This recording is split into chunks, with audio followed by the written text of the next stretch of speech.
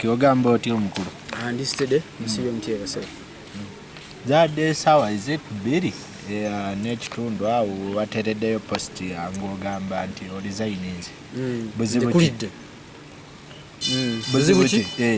Waki kina tutubuna babuzibu naye kankuddemu mbadde nkirobozaako emyezi 3 komiti bw'oba ogyebuuzizaako esobola okukulaga nti kibadde kibuildinga for some time mbadde sikiralaasa ng'era omuntu obuvunaanyizibwa ensonga zibadde nga 5 oba 10 naye ngenda kwogera ku zisinga obukulu ziri personal. Ndi taata ate omuto si musajja mukulu ebyetaago bye bingi bizinesi zeesibye ez'enjawulo bye mbadde ntandise ebiweraawerako naye ng'okubinyweza obulungi byetaaga obudde so neeronze nsazeewo ku luno nnondenze oba kyoyinza oyita okubeera selfish kuba obukulembeze bwetaaga okuba ng'olowooleza balala biseera ebisinga era kyembadde nkola naye nsazeewo nange neweeyo chance kuba family complaininga abampaka bacomplaininga ebintu ebimu byesibye because beetaaga guidance leadership yange so njagala concentratinga mbiwa obudde obusinga esewo wejjusa okugira okuvaayo okukiikirira abayimbi? No, sisobola kubanga difference gye tutaddewo mu industry yamaanyi nnyo because bw'otunulira industry eno oba katukimalire ku association wetuuse toyogera ku bayimbi n'otayogera ku bukulembeze bwabwe kyova teri kibaddewo kikwatagana ku bayimbi ne batatunoonya bonna simanyi bavudde bweru simanyi bavudde banoonya association olowooza lwaki? Because of me and the team I work with. Okitegeera tugezezzaako okulaba nti tuli established uma tebakyagiyisa mu maaso nti kitongole kiri awo so sejjusa ekyanyingiza mu kino kyali bwagazi bwa industry yange enjawulo nkitaddewo oba oli awo waliwo bitasobose era ng'abantu ffenna tukola ki tulemererwa naye byebyo wabaawo atandika wabaawo amaliriza. Tugambe nti pressure ebadde nnene nnyo olwakuba nti no gwabadde alina okwogerera abayimbi okubanga babata olw'ebivulo n'olwaba nga byonna byogezaako biganye nga pressure y'amaanyi.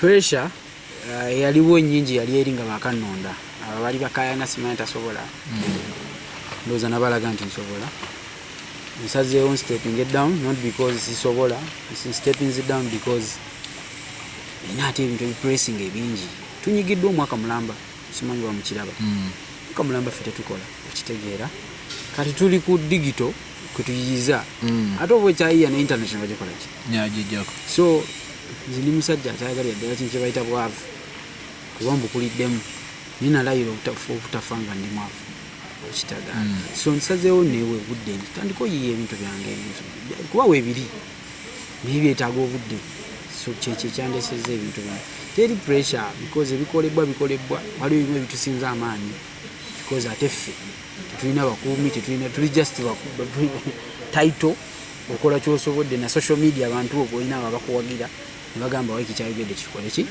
kigushinge nakyo okitegeera yamaani waiki tulaba kyandibanga omulimu guno okulembera abayimbi kizibu nnyo mukyala Sophie Gombya naye yalekulira naawe myezi bwezi ndowooza obadde ogenda mwaka ate ndowooza ensonga zaffe zanjawulomu Sophie yalekulira because alina obuvunaanyizibwa constitution yali eyina omumukola ki emutemako bw'oyingira ebyobufuzi oba olina kita so sinti yalemererwa Waiki Benda siremereddwa okitegeera siremereddwa naye nsazeewo mmanyi birivingira nnyo olulimi baluyita ekigambo bakiyita return on investment mu Luganda simanyi goyinza kiyita naye kyofuna kusinziira mu kyotaddemu return on investment eri esaika nnene nnyo eno gyendaze okusinga mu bye mbadde nkolera abayimbi bannange kyova nkugamba nti neeronze nze njogedde mu kamera mu maaso g'abantu bonna ne bagamba nsazeewo nenkole ki mbeere selfish era Waiki ekibiina kino ekyawuma era ebimu ku nsonga ezimu ezatwala omukyala Sophie Gombya yagamba mwalimu obutakkaanya obumulumulu enkwe n'eŋŋambo ezaali zijjudde Waiki Benda tusuubire nti naawe byebimu ebibadde bikunyigiriza lwakubanga obadde silent nnyo nze ate ensonga zange nazikuwadde dda kati ezo ojja kibuuza Madam Sophie. Nze sina buzibu, neebaza nnyo ttiimu yange ebadde enkolagana nange okuli Vice President Cindy, Secretary, Treasurer n'abalala. Babadde bantu balungi nnyo, ne sub committee gye twacreatinga nkimanyi bajja biraba bino, mbeebaza ba Master Pilot n'abalala, mwebale kyonna kye mukoze. Era nsaba mugende mu maaso, mbalaba ne ku group mukyagendera ddala mu maaso. Era ntwala okuseera kano bansonyiwe, basaba bansonyiwe nti nsazeewo neeronde nkole ebyange. We tuba tulengera Sophie Gombya ng'agenda yasongamu gwe n'agamba Waiki Benda yagenda okunzirira mu bigere. Kati ani gwe gw'osonzeeko ku luno? I think teyasonga, constitution yamusongera, era nange constitution esonga wamu wa Vice President eyayitibwa Cindy Sanyufu. Naye Cindy nga ekibiina takiwa nnyo time. Kati ate ekyo kibuuzo olina kibuuza Cindy. Tulaba eddoboozi lye tono nnyo. Olina kibuuza Cindy akunnyonnyola, naye nze mbirivinga nti bwe mba ngenda kugera abantu abasatu abakoze obulungi mu time yange, Cindy kwali, Madam Fina kwali. Mbintu ebyogereddwa oba abayimbi be basembyeko ennyesera bagamba nga gwe omukulembeze tolwanye nnyo kimala kutuukirira mukulembeze wa ggwanga kugulawo bivvulu bino. Nze kankubuulire ekituufu ekiriwo. Abantu bagaana okukkiriza omuntu w'alina okukoma ne baagala bakukozesa ensobi. Nkugambye ndi Munnayuganda, nina bizinesi. Nkoze ekintu, tuwandiise ebbaluwa ngisayininze, tusituse tubitutteyo, n'akulabako maaso ku maaso n'omugamba tuli ku buzibu. We are going to review the situation. Ntambula ne mugenda paka kati oyagala nkole ki? Oyagala nze ntambule nga neeyambudde, oba oyagala ngende ku social media nze nvume omukulembeze nze bansibe, kubanga mmwe mbaagala nnyo. Ate olumala namugula vitu omusange ku TV ng'akuvuma, oba okyali awo wabeeyo simanyi ali okitegeera. So no, nange nina okwerekerezaamu akakola ki, bagamba obugoba musajja munno oleka amazzi n'akuzza okitegeera. So I do what I can okusigala nga nsobola protecting family yange. Sigambye nti Museveni bw'omwogerako ofudde, naye nkugamba nsaba Twitter yange ejjudde mutute okitegeera. Facebook tubitaddeyo tebabikoze, agala nkola ki? Following gye nnina abakulembeze tebabiwulidde. That's the best I can do. Awo wennyini omulodi w'e Kampala Erias Lukwago yavaayo n'agamba abayimbi temusobola kukola kintu kye bayita crusade nti omusanzo nga bano abalokole ababeera ku makubo ng'agamba Yesu akwagala mmwe temulemerako. Kyova olaba ne gavumenti tebawadde matwago bagula. Ekyo nkikiriza, naye ekyo kitandikira wali mu nsigo eyasigibwa abantu baffe abasookawo. Oluganda terwali lungi, tukirwanisa paka nakati. Olwo Oluganda bonna amanya nti waliwo ekyetaagisa ffenna, waliwo ekyakinoomu kijja tuyamba nnyo. Wakati kino kibali kyetaaga ffenna okitegeera. Mukoze oluyimba mulutadde kikomyawo. Lwaki temuvaayo netugenda ffenna ntuyimira wali ku Parliament oba ku State House? Ate tewakolinga bayimbi banno okujja. Anti nze nkimanyi, olina omumanya abantu bodiringa nabo. Mujja baawo aba babayingize. Nze njagala industry naye ate tekinfuula musiru okitegeera, kuba nina omwana owange saagala tolinaku n'olumu nga siri naye tekisoboka, sikyagalya mpozi Katonda yasazeewo wano.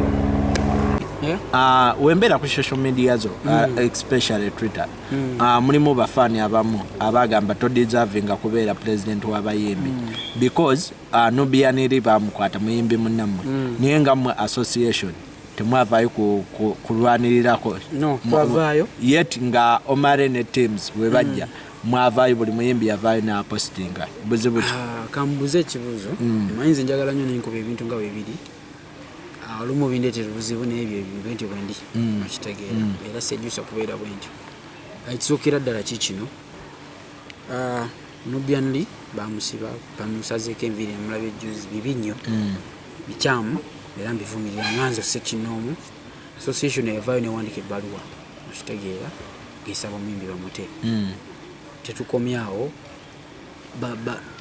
amawulire tugalaba, mwena mulaba bavuddeyo ne bagamba kooti emwadde ki beiro. Saasoma amateeka n'etteeka mmanyi kye ligamba, bw'ofuna beiro oba otusobola okudda waka, teyadda waka gwe oba teweekengera. oba wekengera justice system egimenyeddwa okitegeera nze waikibena nze ngamba eki eri justice system komale teyamenyebwa baloya bwe basituka ne bavaayo ne Bobi Wine yavaayo his excellency yavaayo nakola ki nayambako. Bobi Wine has said so many things but abantu be Nubian nina abalala nze ne Bobi Wine nasinga amaanyi Bobi Wine webalenye lwaki tebanamuta gwe nosuubira nti waikibeda yasobola oteekawo embeera ekyusa ejja Nubian ne mukomera amanyi ogalina nayo weetya si kwetya olina obeera ne logic kugambye yafuna bail ne batamuta amateeka gagamba oli bwafuna bail adda waka ajja kuddamu omusango ng'ava ki waka ali waka akyaliyo ekitegeeza ki kinsinziza amaanyi there's nothing I can do. Anti government yaffe ewulirira nnyo mu kukola okwekalakaasa peaceful demonstration.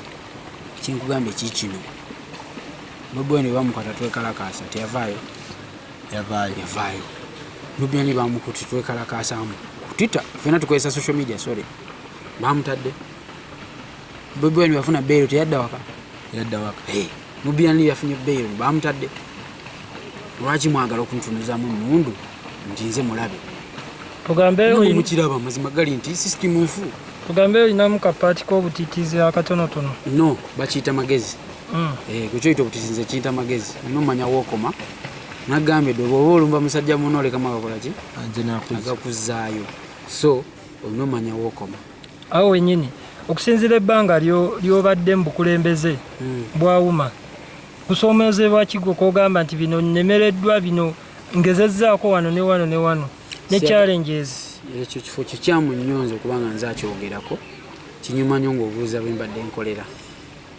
okitegeere siri muntu nnyo kuba saabingira mu lwabampaane naye nze ndowooza buuza ku bayimbi bannange anaagamba ati nawe otubuulirako kale byokozeeko nze kati siye principle zange ng'omusajja nze ng'omusajja seeyogerako era sirivayo ne nkugamba nze nazimbye wali nayamba oli nanti bajja vaayo bayimbi banno nga bagamba olina sente zewabba olina biki bayogera bingi nnyo naye bayogera nti nakwata n'omuntu simanyi nakola ki tebindya kuba amazima era wajja bayo n'owamazima aveeyo akugambe nti omusajja abadde asobola oba abadde tasobola so nze sigenda kweyogerako nja kunsonyiwa naye nze kyemmanyi ngenda susula bulungi olowooza lwaki I've done my part. Waliwo ebigambibwa nti abayimbi ekibasirisizza okusingira ddala mulina voice y'amaanyi naye ekibasirisizza mwafuna akasente okuva wa genosale. Muganda wange sifunanga ku nnusu era sina we nali ninye okitegeera olinze kuyita nze tebeetaaga kumpita kubanga nina principles kwentambuliza obulamu bwange nze nzikiririza mu kwekolera kitegeera nze nzaalibwa omusajja mugezi nnyo yangamba atakole ki talye so gyevuba ne gyebulaga mujja kunnoonya kwezo lisiti tolinsangayo obulamu bwa mmange oba malala ge mangi neepanka simanyi nezisabiriza gwolowooza lwaki buli muyimbi gwe balonda okubeera pulezidenti w'abayimbi oba owawuma bayimbi banne bamunya ebituli gwe gravity yakubamu ebituli Sophie Gombe naye tulina competition y'ekisiri olumu yetutawaanya nebyansi okola kyosobodde tosobola sanyusa abantu 10 nga bali 10 golowooza music industry yaffe enaterera nga bino bikyagenda mu maaso w'ebiti okusinga nga bwebadde obiraba simanyi nensaba nzisabira addako naye ayongereko wetukomye ndowooza generation eziddako zijja kujja nnyonjeemu nga bw'olabye naffe there's a difference between abayimbi baaluno nti ojja kujja wano leero nsange nga ntudde wano ne abitusi oba ne fikfamake oba naani erudda emabega kakyaka kyali kirala nnyo nga tosobola abantu abamu nga baba bagamba ebeera erimu koona y'ebbaala nange embeera mweno so simanyi naye nsaba kiyambeko industry etereere twawulidde mbu kati okwewandiisa oba okujjayo forms okwesimbawo ku bukulembeze bwawuma olina kusasula $10,000 ekyo ojja kukibuuza administrator kuba ndowooza yeyakyogera ate gwe abadde kakiiko anti kati nkubuulidde kuba kati woyogerera kati sikyalina buyinza bwogera kyokka ogamba olwavuddeyo n'amateeka ne gakyuka constitution kyeŋŋamba kikino saawa eno you're talking to another civilian okitegeera oyogera na muyimbi civilian mu bayimbi kwegana tolina kyomanyi kikufa kuwuma sina kyemmanyi siina buyinza n'oluggi tomanyi gye lutunudde amanyi gye luli naye siina buyinza okuba nkyali muyimbi nno mmanya oluggi luli kuba njagendayo nga neetaaga ekizibu nga nina ekizibu waddewo n'ebigambibwa nti abamu ku bayimbi be baadde basinga okuba mamaazi oba mama awards ezibadde zitegekebwa Uganda ze bayongezaayo kibuzo kitegere ogambye ki abamu ku abayimbi mwadde basinga okuba awards ezo zireme ku hostingibwa wano buzibu ki abaziwagira gye bali n'abataziwagidde gye bali naye nga abataziwagidde be basinga obungi ate be basinga obukulu lwaki because waliwo ebitagenda bulungi muki gwanga lyaffe tuwulira tulaba simanya bakidnapinzaani ate simanya Nubian kyuyi tubali twakamwogerako tiimu ye bantu bali bameka simanyi bangi bakyali mu kkomera so kitegeeza mama wa Nubian li oba mukyala we n'abaana tebali mu ssanyu kati celebrating a music ki okitegeera so okunyiga kwekuli awards zina kingi kibadde kigenda otwongerako naye zijje mu kiseera kyakyo ekituufu ate nga nakyo kijja tuuka ndowooza inshallah naawe oli wamu kubagamba nti bazongereyo yes nkiwagira MTV yakoze kituufu bazongereyo embeera gyakyuka zijje tuzicelebrating Uganda eyongereko industry for now bakireke Waikibenda omuntu yenna waaba alina gy'alaga maama we amusibirira entanda baaka entanda gy'osibirira omuntu agenda okuddayo mu kifo kyo wenyweze yimirira ku kikyokkiriza kyokkiririzaamu oba ogamba wakati nze abakoze nange bamanyi nze ndi straight era ndowooza nze omu ku baliida abadde batayagalibwa nnyo nkikugamba mu kamera ngamba mu committee ensonga ki ezitakwagaza because njogera ekituufu bw'oba oweta nkugamba kati oweta oba olina emyaka 8 gwamanyi okitegeera so I hope they continue the legacy. I believe kyembadde nkola kibadde kituufu kubanga tetupretending nga byebisibya industry yaffe mabega so nze ndowooza kyekyo nze nzikiriza mu mazima okitegeera era lwakuba biri private benjatulidde mulujjudde mu committee webali nembagamba nti wano waliyo tusuuza wano byokola bikyamu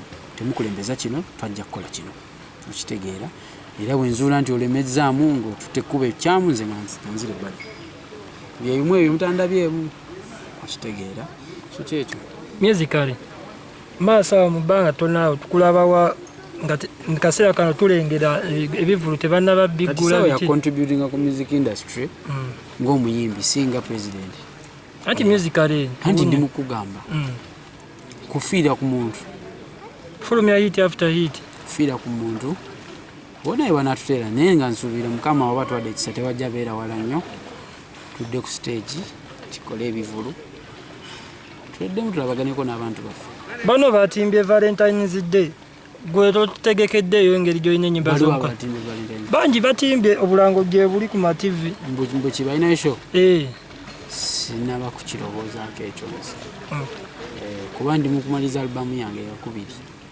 ate nkulu nnyo gye ndi bw'onaagiwulira ojja kumanya lwaki nasazeewo nzira ebbali kubira omubali gw'ogukakasa